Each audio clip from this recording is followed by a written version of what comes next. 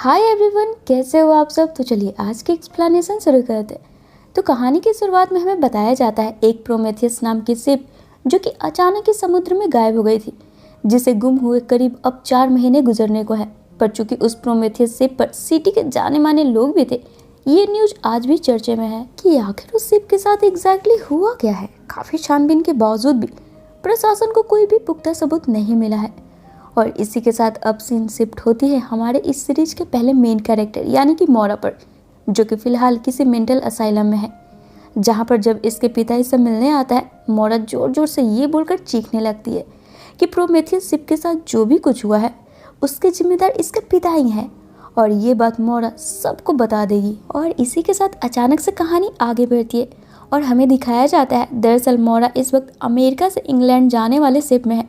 और अभी कुछ देर पहले मेंटल असाइलम वाली चीज मोरा सपना देख रही थी, जैसे मानो कि सभी इंसिडेंट मोरा के साथ हो चुकी है और इसे उसके बारे में उतना कुछ क्लियरली कुछ याद भी नहीं है, जैसे कि किसी ने जानबूझकर मोरा की कुछ मेमोरी को मिटा दी है। आगे हमें ये मालूम पड़ता है कि दरअसल एक दिन पहले मोरा को इसके भाई का लेटर मिला था, जिस पर वो मोरा को न्यूयॉर्क बुला रहा है, इसलिए मोरा ने यह शिप पकड़ी थी, जिस पर करीबन 1500 पैसेंजर थे, जिनमें से upper class, middle class, lower class और लेबर्स का कंपार्टमेंट अलग अलग बांटा हुआ था, जहां पर लोअर क्लास के पैसेंजर्स को अपर क्लास के आसपास भी भटकने की मनाही थी। वहीं मोरा अपर क्लास की पैसेंजर थी, जो कि हॉल में लंच करने पहुंची है, जहां पर कई किस्म के शख्स थे और उनकी अलग अलग कहानियां भी थी, जैसे कि एक गे कपल जो कि सबके सामने भाई भाई होने का नाटक कर रहा था, एक न्यूली मैरिड कपल जिनकी शादी अरेंज मैरिज थी, ये दोनों ही एक दूसरे के साथ उतने खुश नहीं थे, साथ ही एक जापानीज प्रोस्टिट्यूट जहां इसे इसकी ऑनर मिस ई बेचने के लिए लेकर जा रही थी। वहीं अचानक से एक लोअर क्लास का बंदा दौड़ते हुए यहाँ पहुंचता है, क्योंकि इसकी प्रेग्नेंट बहन टोप की अचानक से तबीयत बिगड़ने लगी थी। अब यहाँ पर हॉल में एक बाई प्रोफेशनल डॉक्टर तो मौजूद था, पर चूंकि ये लड़का लोअर क्लास का था, डॉक्टर इसके साथ जाने से सख्त मना कर देता है। तब मोरा, जिसे कि थोड़ी बहुत डॉक्टरी की पढ़ाई करी थी, ये जाकर टोप की मदद करती है और फिर वापस से लौट आती है, जहाँ पर अब मोरा की मुलाकात इस शिप के कैप्टन से होती है, जो कि काफ़ी हताश था, क्योंकि 2 साल पहले ही इसकी पत्नी और बेटी आग में जलकर मर गए थे, जिसके गम से कैप्टन अभी भी उभर नहीं पाया है। तभी यहाँ पर कैप्टन के असिस्टेंट आकर इसे बताता है कि इसके शिप को लगातार किसी दूसरे शिप का सिग्नल मिल रहा है, वो इनसे कांटेक्ट करने की कोशिश कर रहे हैं, जिसे कैप्टन जब चेक करता है तो ये दंग रह जाता है, क्योंकि इन्हें सिग्नल और किसी शिप से नहीं बल्कि प्रोमेथियम शिप से मिल रही थी, वही शिप जिसे कि गुम हुए 4 महीने गुजर चुके थे और किसी को इसका लोकेशन तक नहीं मिल रहा था। अब ये देख पहले तो ये सोच में पड़ जाते हैं कि आखिर उस शिप पर कोई जिंदा भी बचा है, 4 महीने से कोई कैसे सरवाइव कर रहा होगा।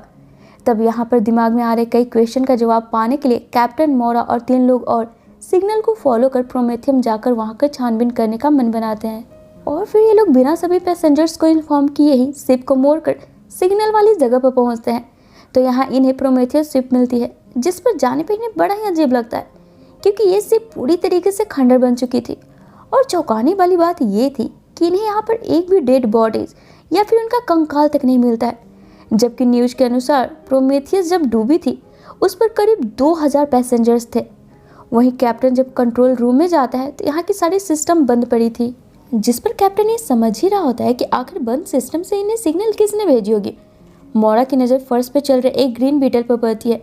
जो कि सामने रखे एक रेक की तरफ बढ़ रही थी, जिसे जब मोरा फॉलो करती है,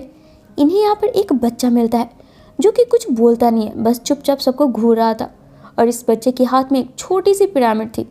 जिसे लेकर ये लोग वापस से शिप पर लौट आते हैं। तब हम व्यूअर्स को दिखाया जाता है यही प्रोमेथियस शिप से ही एक और शख्स निकलता है, जो कि सबसे छिपकर इन्हीं लोगों के साथ इनके शिप पर चढ़ जाता है,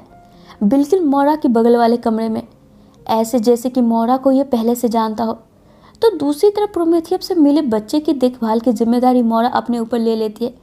वहीं अगली सुबह होते ही वो अनजान शख्स अपना नाम डैनियल बताकर मोरा से मिलता है, जिसे देख मोरा को लगता है कि ये भी कोई रैंडम पैसेंजर होगा,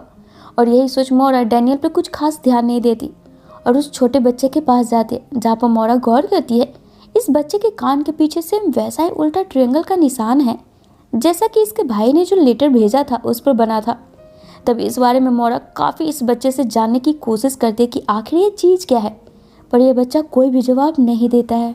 वहीं डैनियल सबसे छिपकर अपनी हथेली से वही ग्रीन बीटल जो कि उस बच्चे के पास मिली थी उसे नीचे ज़मीन पर रखकर एक लोअर क्लास की लड़की के पास छोड़ देता है और अगले ही क्षण हम व्यूअर्स को इस छोटी बच्ची की लाश दिखाई देती है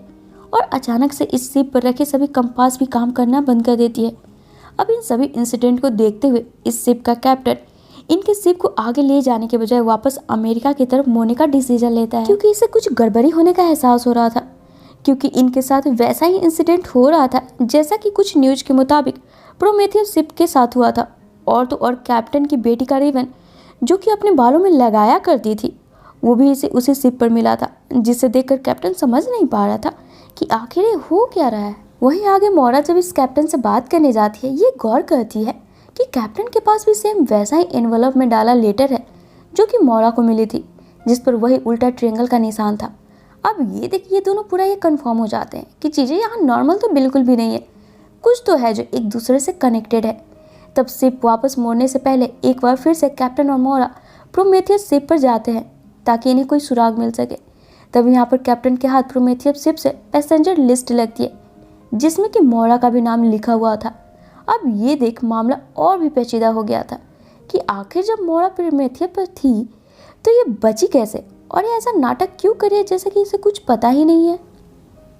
जिसके बाद अब कैप्टन को ऐसा लगने लगा था कि ये मोरा पर अब ट्रस्ट नहीं कर सकता है और ये पैसेंजर लिस्ट वाली बात मोरा को नहीं बताता है और फिर ये दोनों वापस अपने शिप पर लौट आते हैं। तब यहाँ पर कैप्टन देखता है इसके इस ट्रिप को रोककर वापस अमेरिका लौटने का फैसला यहाँ पर सभी पैसेंजर को लग चुका था और वे इस बात पर बिल्कुल भी खुश नहीं थे, खासकर लोअर क्लास के पैसेंजर जिन्होंने कई महीने काम कर इस ट्रिप के लिए टिकट के पैसे इकट्ठा किए थे। और साथ ही इन लोगों को जब अपनी ही बिरादरी की मरी लड़की के बारे में पता चलता है ये लोग और बौखला जाते हैं, ये बोलकर कि प्रोमेथियस से मिला बच्चा शापित है, उसे वापस से समुद्र में फेंक देना चाहिए। अब चूंकि कैप्टन के group in middle class passenger के आगे कमजोर थे, ये लोग जबरदस्ती से प्रोमेथियस से मिले उस बच्चे को जहाज से नीचे फेंक देते हैं, जिसे देखकर मोरा को काफ़ी बुरा लगता है और ये यहाँ पर काफ़ी टूट जाती है और तभी कैप्टन से मदद की गुहार लगाती है, जिस पर जवाब में इरिटेटेड कैप्टन मोरा को कोई भी मदद करने से मना कर देता है, ये बोलते हुए कि मोरा तो एक नंबर की झूठी लड़की है, ये प्रोमेथियस शिप की पैसेंजर थी फिर भी कुछ ना जानने का नाटक क्यों कर रही है। वहीं कुछ देर बाद जब सभी समझने की कोशिश कर रहे होते हैं कि आखिर आगे अभी इन्हें क्या करना चाहिए, क्योंकि लाख कोशिश करने के बावजूद भी इनका शिप अब प्रोमेथियस शिप के आसपास से कोई और दूसरा डायरेक्शन में जा ही नहीं रहा था, तभी इन सभी को हॉल में बने एक रेक से खटखटाने की आवाज़ आती है और एक बार फिर से वो बच्चा जिसे कि कुछ देर पहले समुद्र में फेंक दिया गया था वो पिछली बार की तरह ही अपने हाथ में पिरामिड लिए बाहर निकलता है। और इसी के साथ इस कहानी का पहला भाग यहीं पे ख़त्म हो जाता है, जिसके अगले भाग को देखने के लिए ना हमारे चैनल पे यूँ ही बने रहें। साथ ही अगर वीडियो पसंद आई हो तो इसे लाइक और शेयर करना बिल्कुल ना भूलें। तो चलिए फिर मिलते हैं अपने अगले वीडियो में। Till then take care and bye bye.